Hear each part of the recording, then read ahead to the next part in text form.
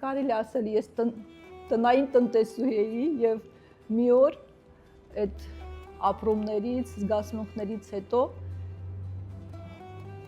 ուզեցի վերջապես մի քիչ ցավս հանգստացնեմ ստեղծագործության շնորհիվ։ Դրա համար երբ որ սկսեց Արցախի այդ պատերազմը, այդ ցավը, որ կար իմ մեջ, որը կուտակվել էր Շահումյանի կորուստից հետո,